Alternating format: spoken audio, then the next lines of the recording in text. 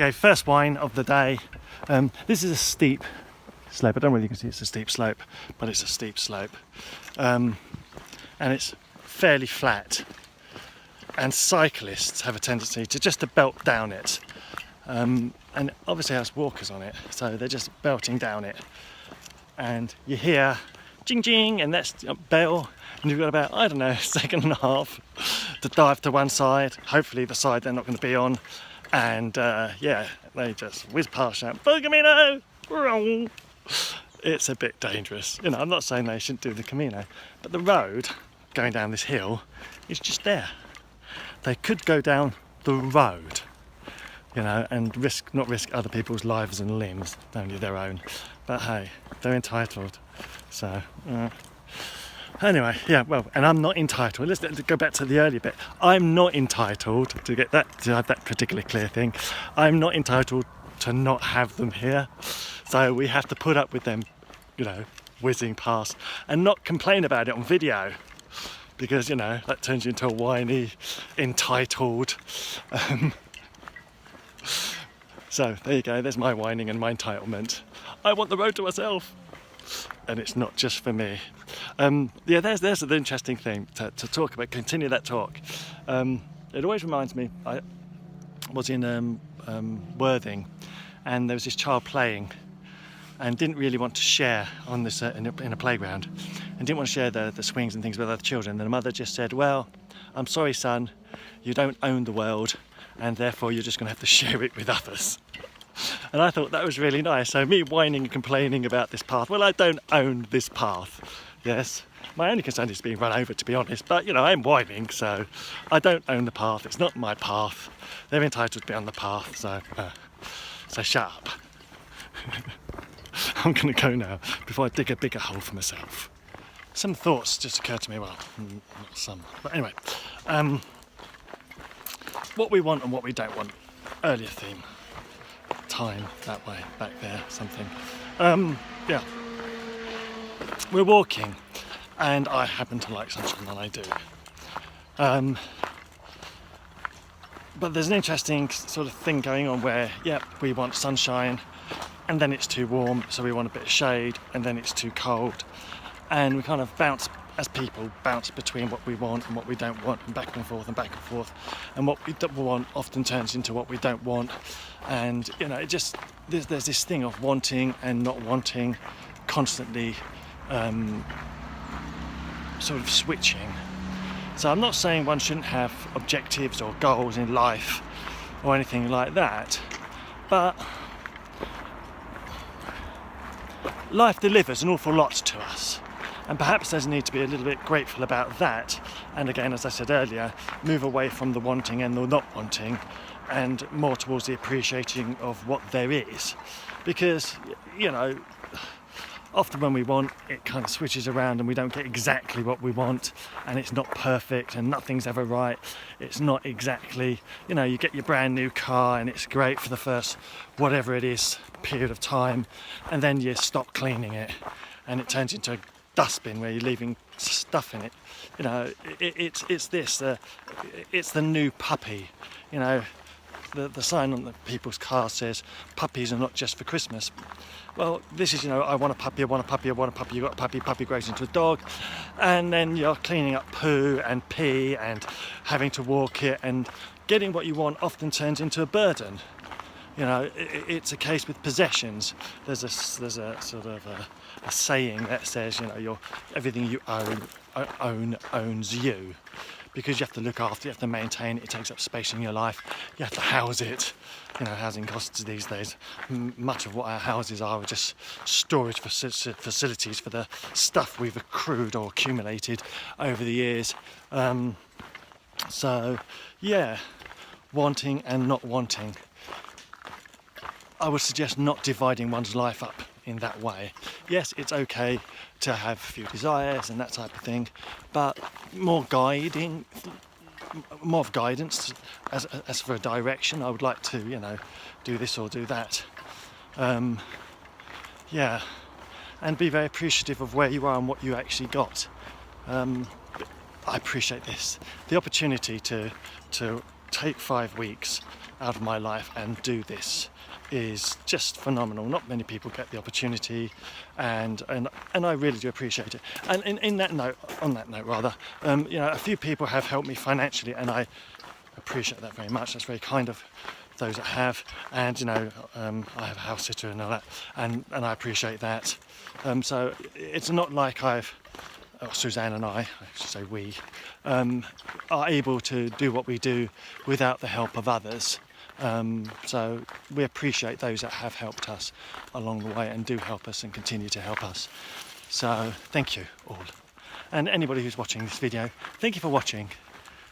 Take care. Isn't that pretty? Now, if you look in the centre of your screen, there's this kind of white chalky thing coming down from the hill.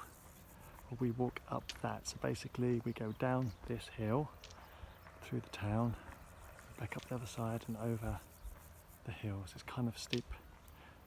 It's actually very steep. We've done it before. It's very steep, but it is very pretty here, isn't it? Just look at this.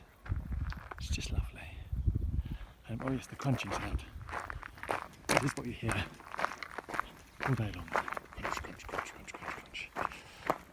So anyway, one could complain about steep climbs, but then you wouldn't get the view. And it is very pretty.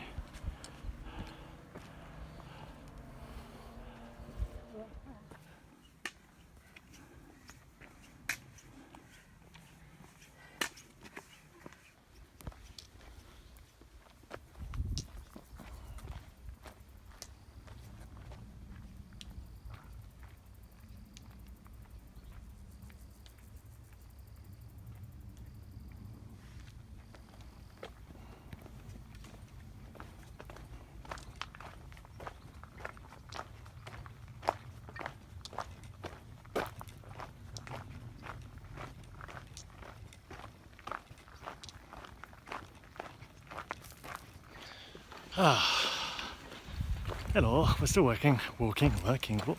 Anyway, some thought to do with gratitude, since that seems to be the theme. So I'm looking at the road. I do apologise because the path is just really, really, well, I don't know whether you can see that, I don't know whether you saw that, but it's really rough. But anyway, yes, gratitude. On Camino, people help each other. It's not a transaction, it's not I help you, you help me thing. People just randomly help each other. They offer each other food, they offer each other a helping hand, and the same in life, people help each other. Now, I'm going to say this: if you have the opportunity in any way whatsoever, or small way, really, really small, large, whatever, any way whatsoever, you have the opportunity to help someone. If you can, then do so. Help them. And with regard to gratitude, always be grateful. And I don't mean them be grateful to you for helping them. I mean you be grateful to them for them allowing you to help them. Their difficulty, their circumstance, whatever it is that's happened, befallen them, their need, whatever it is, provides you with the opportunity, as the person who's helping, to be a decent human being. Yeah? And that is good for you. They have done you a massive favour, intentionally or not. I'm not saying I don't know and I don't care. Other people's difficulties, which give rise to the opportunity for you to render help, helps you. Okay, it just helps you. It helps you become a better person, more of a human. So be grateful. Be grateful to them. It is an honour to help others. Okay, and I mean that really sincerely. It is an honour to help others. So be grateful to them.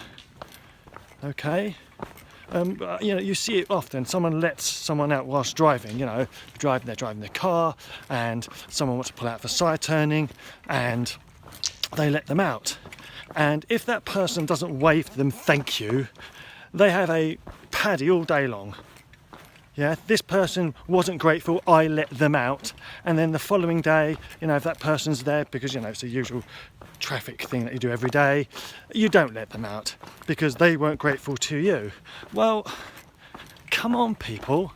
I'm not saying everybody's like this. I'm just saying if you get an opportunity to be helpful, be helpful.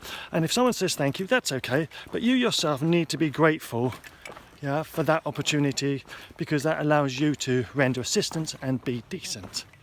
So there's a thought on gratitude. It's an odd one, I know, being grateful to the people that you help, but that's, you know, one of the ways of gratitude. Okay? Be grateful. Even though you know it's hard, forget how hard. Suzanne, how hard is this terrain? This is hideous terrain. It is very, very, very hard, and it's impossible to see that in the camera. It's really steep, and it's just... It's steep and it's slate. It's steep and it's slate, so it's slippery. Just very, very difficult terrain. And it has been for a couple of K now, like this, going downhill. Lift your eyes. You can't take your eyes off the floor, hence why I'm not looking at the camera. So you're probably getting a rubbish view, but it's very pretty here, I must say. Just so you're aware.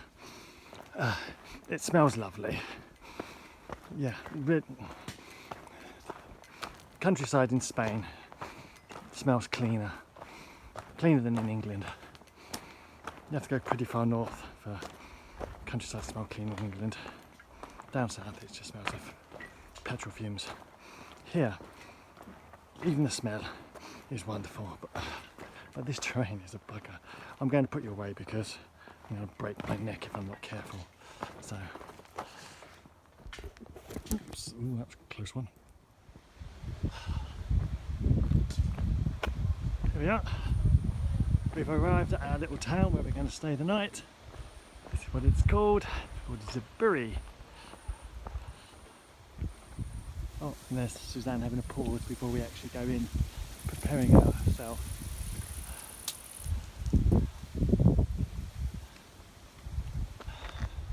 Now all we need to do is find where we're going to stay.